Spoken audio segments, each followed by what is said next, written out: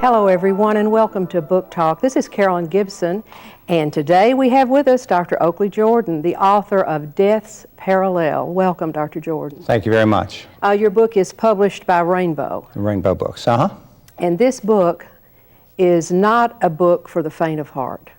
No, it's not. This is a wonderful, gripping, suspenseful mystery novel that has 2 or 3 fascinating storylines. But the heart of the book, I think, is your character, Dr. Benjamin Pritchitt. Tell us a little bit about him. Well, Dr. Pritchitt's kind of the mainstay of the book. He's the pillar of Memphis Medical Society. He's the chief of staff of the largest hospital, which it was Methodist hospital, but I couldn't say Methodist. I tried to say Presbyterian, then they said I had to take all religion out of my book. And that kind of bothered me when they said, get the religion out of the book. I said, what kind of book have I written? So it turned out to be Midtown Memorial. He's chief of staff of Midtown Memorial. He's a grandfather, a father, wonderful, wonderful, wonderful human being. When this book opens, we are introduced to a character, Miss Helen Taylor, that we automatically like. I mean, she's sort of the epitome of gracious Southern womanhood. She's an older woman, and she has severe health problems. Right. Mm-hmm. Turns out that Dr. Pritchitt is one of her best friends. Mm-hmm. And he comes to pay her a visit. And what happens at that visit? Well, I think it's very touching because her deceased husband was Dr. Pritchitt's partner. And their 2 daughters were raised together. They did everything together. They went year by year, and in this scene they kind of reminisce and go back to the days when the daughters were born and basically to the gaiety and the parties. But basically he's come to put her to death in an aided suicide because she's so riddled with pain. And he does this, and right before she asked her daughter to come and bring the 2 little grandchildren, unbeknown to them that this was the last time they were going to see their grandmother and the last time the daughter would see the grandmother, but she just wanted to give him one more kiss, one more hug, and just see him one more time before she went to be with her husband. And while he was putting her to death, he played her favorite song, which was my father's favorite song, You Are My Sunshine, at the grand piano while she was breathing the carbon monoxide in and peacefully going away. It must have been difficult for you to write this book on a lot of levels. Yeah, because I deal with death and dying every day. And we see people that die quickly, and families are devastated because they don't have the time to say goodbye, but the good thing about that is they die quickly. Then you have people, and if you read the dedication in my novel, it's to my father, who went from 240 pounds to 92 pounds before he died. And it was just, death can be a very cruel, cruel thing. And of course, in your book, I mean, you don't just attack euthanasia, you go after abortion as well. You know, this is a brave book on many levels, and you give perspectives from the physician side, from an attorney side, from a clergyman side. So you turn this rock all the way over. It's not myopic at all. Dr. Pritchitt, you write about him, once acclaimed for his medical expertise, he had suddenly become controversial, praised by some, cursed by most, reviled as the doctor aiding in the suicides of the terminally ill. And Dr. Pritchitt isn't just a country doctor, he's the chief of surgery. I mean, this is a man who's sort of the pillar of the medical community. There are some other critical characters in the book. We need to find out about Bernie Wiseman and his connection with Simon. Well, Bernie is just, I love Bernie. Bernie is just, he's an Orthodox Jewish young man that lives with his mother, Mama Wiseman, behind Mama's Bagels in the Cooper Young area. And the way he gets to and from work is on a yellow moped, a little yellow scooter that can barely get up an incline of 15 degrees, but he gets there. It's a good thing he's little because it wouldn't get there if he was my size. But, you know, Bernie is working under Dr. Pritchitt as a resident, and very highly intelligent. I mean, highly, highly intelligent person.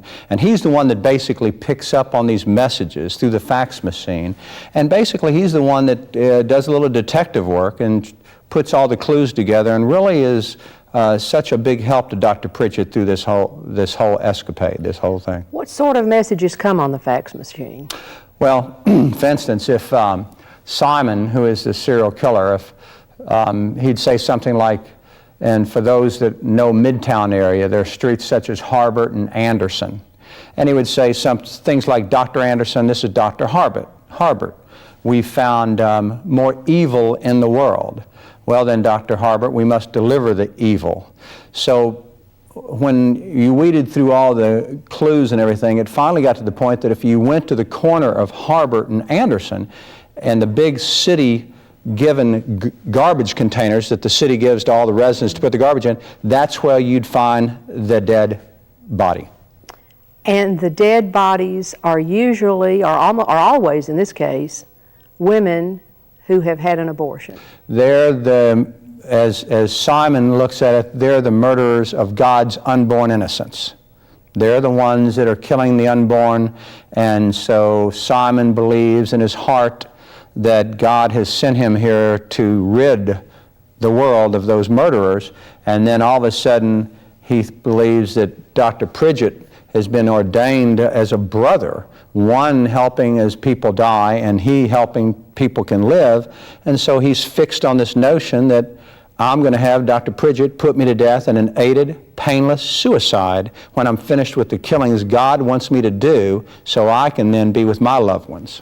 And so he has this sort of pathological attraction and motivation to stay in touch with Dr. Pritchitt. Dr. Pritchitt doesn't have an idea who this person is at all. Has no Not clue. a clue. Not a clue. And that's where the title comes in, Death's Parallel. Yes. Because certainly there is the parallel there. Terry Mercer is the daughter of Dr. Pritchitt, and Yes. she's a key player in the book. And interestingly enough, her career is? She's assistant district attorney to the district attorney that's prosecuting her father, trying to put him in prison. Exactly. And it's a tough scenario. You know. And then Ben has a son, Tyler. Tyler, who's a forensic pathologist at the University of Tennessee. So this family is caught up in this maelstrom, and not everybody in Dr. Pritchitt's family agrees with what he's doing. No, well, of course, nobody does. In fact, Dr. Pritchitt's wonderful wife, who is the centerfold for all the garden clubs and the volunteer things in Memphis, has suffered from years from postpartum depression. However, she's done well with medication, and she was an alcoholic, but she had kicked the alcoholic habit. But because of him choosing this to do what he's doing, it takes her back to drinking, puts her in a psychiatric hospital. Terry's going through a divorce with a professor at the university here, and poor Tyler just doesn't know what to think anymore. So this is a family in chaos. The family going down. And Ruth Pritchitt also turns out to be the best friend of Helen. Exactly. The best friend of Helen. And the girls, Terry was the best friends with Helen's daughter. I mean, they grew up together. So the whole plot is very tightly interwoven, and the characters are all connected in a deep way. There were some fascinating quotes in the book. At one point, Ben Pritchitt's taken to jail before he's put out on bail. And he says, speaking as a physician, "Why do we force people to suffer? We are more humane to cats and dogs. Is a liquor store owner guilty if he sells whiskey to a man dying of liver failure? If I hand you a gun and you shoot yourself, am I guilty of murder?" Yeah, he makes some pretty heavy comments, and this belief in his heart's got him in all this trouble because he's going by some promises he made to patients and seeing people. And we're talking the people that Pritchitt helps put to death are not the Kevorkian type. We're talking about hospice patients. We're talking about people that are in their last 2, 3, 4 months of life. These are people he knows Oh, yeah. and has a relationship with. Yeah. They're not strangers. And he feels for them. He is emotionally tied to them. These are people that are can't control their bowels, their bladder, they're laying in it, they're in midday, you don't have one waking hour of pain. And I see this every day in my internal medicine practice. And probably have people asking you for the same sort of relief that they were asking Ben Pritchitt for. Yeah, and of course we're monitored. Doctors, we're monitored so much for narcotics and everything, and I mean, it's even OxyContin, which is probably the best chronic pain medicine. They've threatened to take it off the market now because of abuse. The people that really are the abused people are the pain and suffer, the people that have terminal disease, chronic pain, and most doctors are scared to treat them to the full benefit because they're scared they'll get in trouble. Well, and the lawyer says to Ben, the law decides. You violated the law. You invented that carbon monoxide death machine, so are you an accessory? That's what the law says. And then, of course, later on a preacher comes in and gives a theological perspective. And the preacher, of course, has the viewpoint that, well, suffering is for a reason and God can use suffering. And Ben answers him and says he doesn't believe God wants people to suffer horrible deaths and that he, Ben, is an instrument of God's mercy. I believe what he's saying. I bet you do. You wrote it, and you wrote it well. I believe what he says. That's right. In the midst of everything else, Terry is divorcing her husband, Niles Mercer. Now, Niles is not a minor character either. Niles is a professor at the university who is manic depressive, and poor Terry just lost a wonderful husband and jumped right into this marriage, and actually she just had no idea what she was jumping into. But he is a unique character himself. And there were many places in this book when you have reason to believe that Niles may be far more evil than he first appeared. The best thing about this book as a mystery is that I like to write in the margins who I think it is early on. Right. And I challenge our listeners to read this book and see how many times you write different names in the margins, because in the end, almost everybody's got a motive. It's wonderfully drawn.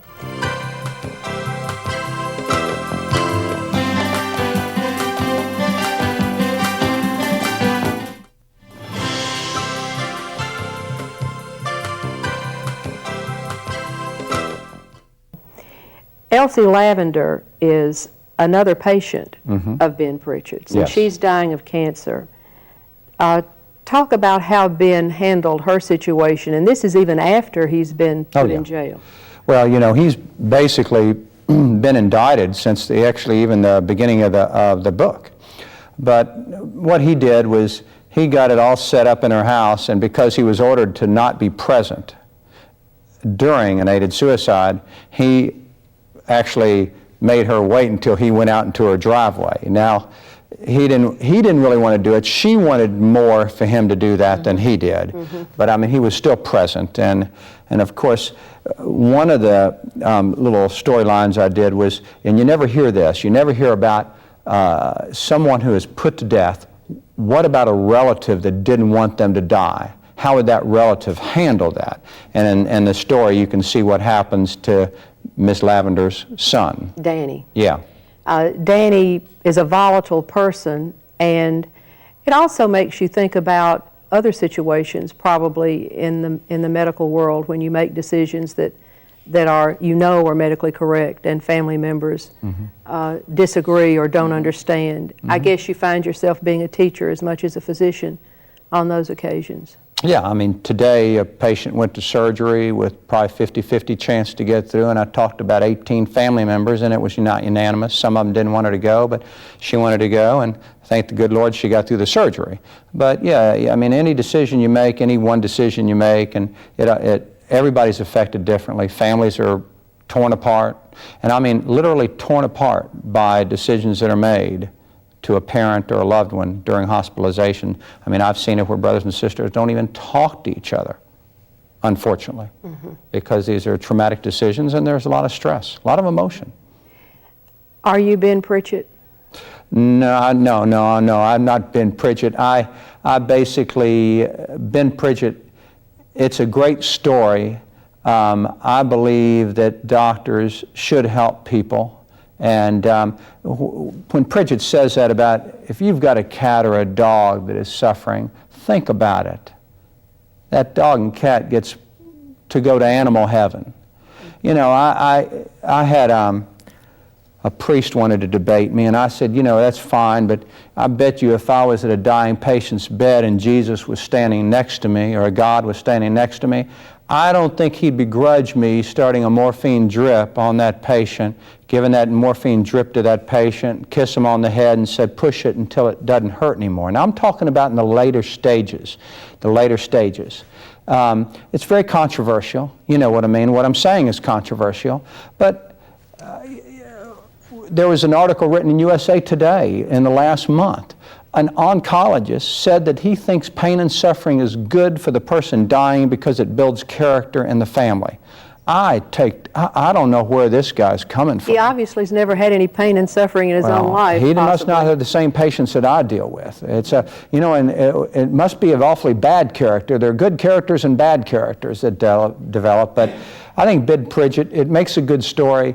I think we need to help our dying people as much as we can go from here to a better place as gracefully as we can help them. Mm-hmm. The characters in this book become very real to the reader early on. There are news reporters. There's Mayor Daniels, she's a tough female. We find out that Dr. Peters wants Ben's job as chief of surgery. I mean, there are all these interplays of personalities that keep the reader enmeshed in the story as much as the actual storyline. But a person that's really a pivotal person, but seems to have kind of a minor role, is Dr. Blanche Tucker. Mm-hmm. And she comes into play during the time that Ben Pritchitt's wife is hospitalized. Talk a little bit about her. Well, Blanche is a psychiatrist, awfully good one. Young, probably late 30s, psychiatrist who works at the psychiatric hospital and has helped Ruth Pritchitt with her postpartum depression, has gotten her through some tough times before.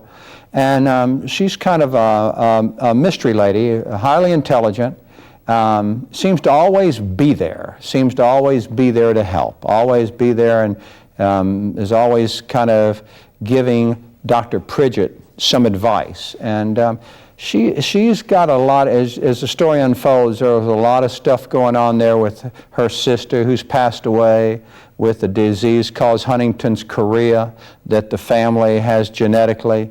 There's a lot of play going on with this lady, and it even goes on to her mentor, who's an older psychiatrist later in the book, and what happens to him at the end of the book. The fun for reading the book for a Memphian is that you pull in so many places in Memphis that most of us have gone to. There are scenes at the Peabody, there are scenes at Overton Park Zoo, there are scenes at Cooper Young, Midtown Medical Center. You feel like you're in Memphis when you read this book. It's a great book for place. But the most gripping 3 chapters of this book are without doubt the last 3. The last 3 chapters of this book, I defy anyone to put down anywhere in the last 3 chapters. What a fantastic ending. And where did you place the ending of the book? Yeah, ending of the book's the old abandoned Tennessee brewery on the South Bluff. How did you think of that? Well, I was driving by it one night and it scared me. I looked up at it and I said, my, how gothic, how scary. What a place for somebody to be kidnapped. What a place for a tragic death. What a place, all these weird, devious thoughts come into my head, and my patients are saying, I go to him as a doctor. I want to, what devious thoughts I have. But it was a wonderful place. It's abandoned. It's dark. It's cynical. To me, it's wonderful. Well, it's a gripping ending. That's the hard thing about doing mysteries, is that you really can't talk about how it ends. But this book is certainly worth the price just for the last 3 chapters, and the rest of it is wonderful too. You've written a second book, Fallen Angel. Yes. Give us just a little thumbnail sketch of Fallen Angel. Fallen Angel basically takes place in Memphis, and I'm doing a third one now, and they all basically take place in Memphis. And it has to do with the medical center as well. And this book, more or less, is about a doctor that's the chief of the emergency room at Methodist, but we'll call it Midtown Memorial, continue to do that. And he's basically a target of a killer, basically, that targets this person because he married her ex-female lover. Whoa. It really, I know it just, but her lover, while they were in college, she left the female lover and got engaged to him, and this female thinks that he's ruined her life. But I did call CDC, Center for Disease Control, and I had to get 2 other doctors on the conference line because I said, I need something that's tasteless and that can kill and that you can mix with ice cream or yogurt. And they said, who is this guy? And I said, I need it, and it has to, and what I'd like it to work is like if you have shock lung, like we saw a lot in Vietnam, like disseminated intravascular coagulopathy. It's a clotting disorder where if somebody comes in the emergency room, they'll die a natural death and nobody will pick up on it. And they gave me something called platelet activating factor. You can mix it in yogurt or ice cream, give it to somebody, and they'll be dead in 72 hours and it'll look like a natural death. And it cannot be picked up in the body. All you villains out there, just forget you heard this. Yeah, well, it's hard to get. In fact, hopefully it's impossible to get. Hopefully it's impossible to get. Are you working on a 3rd novel? Yeah, doing a third one right now, and it's called The Manuscript, and it's one about Bernie Weissman. Oh, good. My little guy that... Do you know a Bernie Weissman, or did you invent him? No, but I'd like to meet one. I think he could be a good friend of mine. I like Bernie, I like him. I just don't want to ride on his yellow moped. Well, you know, bright children invent imaginary friends, so I think it's perfectly fine for authors to invent them, you know, make him an imaginary friend. Well, my characters go in and out of all the books, and I'll just find myself at night, it's not that I'm talking to myself, but I'm saying, now, how would this person do, or how would Atway Jackson do, or how would Bernie do in this, or what would Mama Weissman say? I hear so many authors say the characters begin to speak to them. Oh, yeah. Well, Mama Weissman is Mama Jordan. No question about that. That's my mama. Yeah. Writing's a catharsis for you, isn't it, Dr. Jordan? Yeah, it's something because I put about 14 hours in a day, and I've done it for 26 years, and got about 14,000 wonderful patients, and basically I just don't take a lot of time, and at night, and you know, I've tried to write during the day, and I can't. I have to write when it's dark, when I can see the wind blow. I can count the veins in a leaf when it falls from a tree. So I have to write at night when it's dark, when there's silence and there's nobody but me, Bernie, Atway, and Benjamin. And maybe it's because you don't feel that there's a patient waiting on you or that there's something else you should be doing. You know, I certainly think the book is wonderful, and as you know, I'm one of your greatest fans, and I've been your patient for a long time too. So I think it's a wonderful victory to have your work published. Rich mind, but I do want to say for all of your patients, being one of them, as good a writer as you are, please don't quit your day job. No, I'm not. It wasn't easy to get this book published, was it? Oh, no. No, everybody's heard about Grisham's things with The Time to Kill and how he had to self-publish, and I was turned down by 70 agents. And finally, one agent picked it up and liked it, and then she had to work 2 years to get it published because, in a real nice way, they told me I was a nobody. Well, and you're not, of course. Well, I am in their way of thinking. But you have to think a little bit about the sort of rejection a person might feel, a new writer, a person who's written a first novel. What advice would you give to a person who's just written a book? I'd say keep at it, and a lot of people do write and then put it under their bed and don't even try for fear of rejection. I'd say go on and get rejected as much as possible because it's normal to be rejected. I mean, the only way that you wouldn't get rejected is if you were the ex-president of the United States and could get a lot of money on the front end or a very, very, very public figure that could sell. But if you're not, if you're a private person, you're going to be rejected. But anything that's worthwhile in life is worth the trials and tribulations and the rejections that we have all the way through life. If you go through life scared of rejection, you'll never get anywhere. Right. No risk, no success. Exactly. And certainly, I guess the key message there is tenacity, because you certainly have had that with this book. I mean, you've stayed right with it. Did the book evolve quickly, or did it take a lot of time for all of this to mesh? What I do is, Carolyn, I write an outline. I have to have an outline before I start, and I write an outline, and it's a pretty extensive outline, and to get my subplots. And my subplots are real important with me because, as you've said, some of the subplots were as interesting as the main plot. Really? People was wanting to know what's happening. So I have to go with an outline. Now, as I'm going through, I do change things. That's natural. So you knew before you started writing who Simon, who the villain would be. I mean, you knew all along. Yes. Yes. I mean, that didn't just hit you two-thirds of the way through the book. Yeah. The funniest part in the book is when Dr. Pritchitt and Bernie are in the ostrich pit at the Memphis Zoo. That's the funniest part. And that wasn't in my outline. That was kind of an add-in. That just happened. That happened. On the spot, Yeah. inspiration. I think I watched something on a Saturday morning, the old Three Stooges, and saw them in a pit or something and decided to put that in. And it was at the zoo. And then there's a scene on the golf course, too, that's yes.